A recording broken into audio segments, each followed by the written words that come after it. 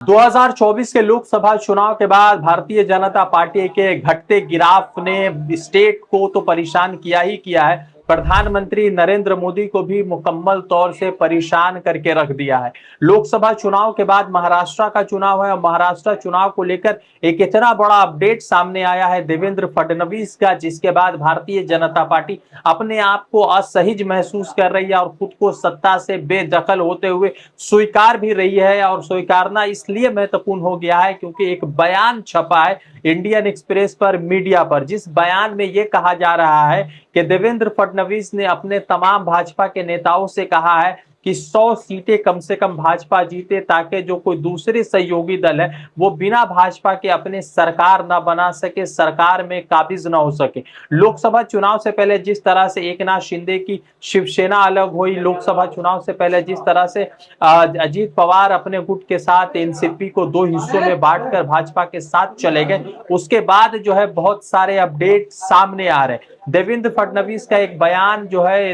Indian express पे चल रहा है, जिसपे देवेंद्र फडणवीस ये कहते हुए नजर आ रहे हैं कि इस मर्तबा भाजपा को कम से कम 100 सीटें आनी चाहिए ताकि कोई दूसरी सहयोगी दल जो है बिना भाजपा के सरकार में ना आ सके, सरकार में या सत्ता पे काबिज ना हो सके। नमस्कार, आदाब, मेरा नाम है रजा अंसारी, देश नीति पर आपका स्वागत है।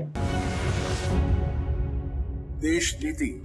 केवल सच्ची और पक्की खबरें। आपको बता दें कि कुछ ही महीनों में महाराष्ट्र का चुनाव होना है। 288 विधानसभा का चुनाव भारतीय जनता पार्टी के लिए करो या मरो जैसी सूरत हाल पैदा कर रहा है। फिलहाल महाराष्ट्र के असेंबली में जो है भाजपा गठबंधन के पास 200 से अधिक सीटें हैं, मगर चुनाव का खौफ इस कदर भारतीय जनता पार्टी के बड़े दिग्गजों पर आ गया है कि वो अपने नेताओं से खुले तौर पर जो है बात कर रहे हैं। बात साथ ही साथ ये भी सामने आ रहा है कि देवेंद्र फडणवीस के मन में एक सवाल पैदा हो गया है कि जो अजीत पवार या एकनाथ शिंदे अभी भाजपा में है और भाजपा उसी की वजह से सत्ता में काबिज है महाराष्ट्र में, तो अब शायद ऐसा ना हो कि चुनाव में अगर सीट ज्यादा आ जाए तो भाजपा का फ्रिक्शन तोड़ने के लिए इंडिया अलायंस शायद इन पार्टियों को कोई नया ऑफर ना दे दे। आपको एक बड़ा महत्वपूर्ण अपडेट बता देते हैं कि देवेंद्र फडणवीस का एक बयान सोशल मीडिया पर भी वायरल हो रहा है और इंडियन एक्सप्रेस में भी वायरल हो रहा है, जिसमें देवेंद्र फडणवीस अपने तमाम नेताओं से कह रहे हैं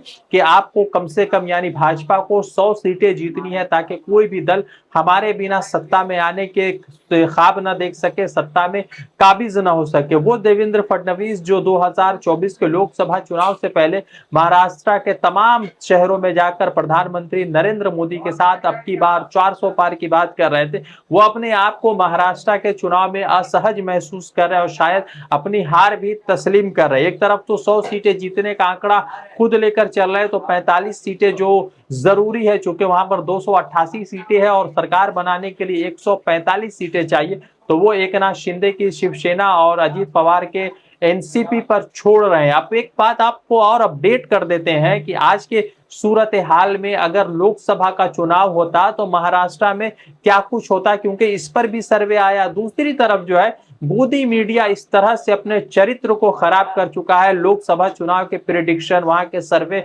वहां के एग्जिट पोल ने जिस तरह से मोदी मीडिया के औकात को जनता के सामने लाकर रख दिया है, उसी औकात में टाइम्स नाउ ने अपनी जो कह सकते हैं कि पत्रकारिता को चरण चुंबक बना दिया है, तो उससे वो बाज नहीं आ रहे और अभी भी जो है अपने सर्वे में भाजपा को महाराष्ट्र में सिंगल पार्टी बता रहे। हालांकि देवेंद्र फडणवीस के बयान और जिस तरह से इंटरनल सर्वे जो है महाविकास आघाड़ी का आ रहा है, उससे तो स्पष्ट हो रहा है कि इंडिया अलायंस या महाविकास आघाड़ी महाराष्ट्र में सरकार बनाने में सफल हो रही है। आपको एक आध चीज और अपडेट कर देते हैं कि 202 सीटों वाली जो सरकार है, जो महाराष्ट्र में है, जो भाजपा प्लस की सरकार है, वो सरकार डरी हुई है। हालांकि जो इंडिया अलायंस महाविकास आघाड़ी की जो वहां पर अपोजिशन की सरकार है, अपोजिशन में जो है वो तकरीबन 70 सीटों पर अपोजिशन में, मगर 202 सीटों वालों को अब डर लग रहा है महाराष्ट्र चुनाव में। कुछ और अपडेट आपको महाराष्ट्र चुनाव से दे देते हैं क्योंकि बड़ा महत्वपूर्ण हो जाता है कि इस तरह की चीजें सामने आती है और उसी बीच जो है इस तरह के अपडेट सामने आ जाते हैं। आपको मालूम होगा कि महाराष्ट्र में लोकसभा चुनाव अभी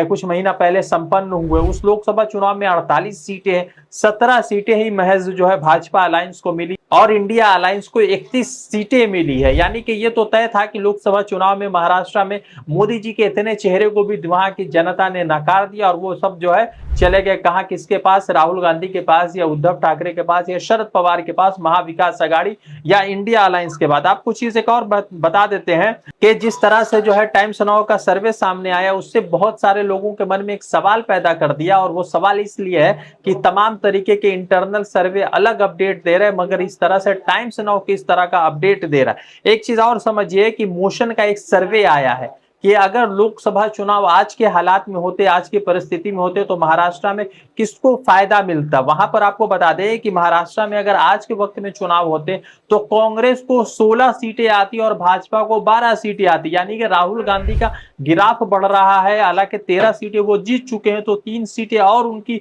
बढ़ सकती थी और भाजपा को सिर्फ 12 सीटें आती। यानी भाजपा का गिराफ आज भी लोकसभा चुनाव के बाद बढ़ता हुआ नहीं दिख रहा है। आपको एक इंटरनल सर्वे की भी बात बता देता हूं कि जो महाविकास आघाड़ी की तरफ से किया गया, उसमें महाविकास आघाड़ी में जो 288 सीटें, वहां पर वो 165 सीटें जो है एक इंटरनल सर्वे के हिसाब से जीतती दिख रही है, और जिसमें कांग्रेस सबसे बड़ी लार्जेस्ट पार्टी बनने जा रही है। यानी कि जो इंटरनल असेसमेंट आया है महाविकास आघाड़ी का, ये तमाम तरीके के अपडेट है, और इन अपडेट के बाद क्या कुछ महाराष्ट्र के चुनाव में होगा, उन तमाम चीजों पर आपसे बात कर रहे थे। मगर एक महत्वपूर्ण चीज बता दें कि जिस तरह से देवेंद्र फडणवीस का बयान सामने आया, उस बयान ने कहीं ना कहीं इंडिया अलायंस को फायदा पहुंचाया है, तो भाजपा अलायंस के कमर को तोड़ कर रख दिया। देखते हैं क्या कुछ अपडेट आता है। रजा अंसारी की रिपोर्ट, देश नीति के लिए।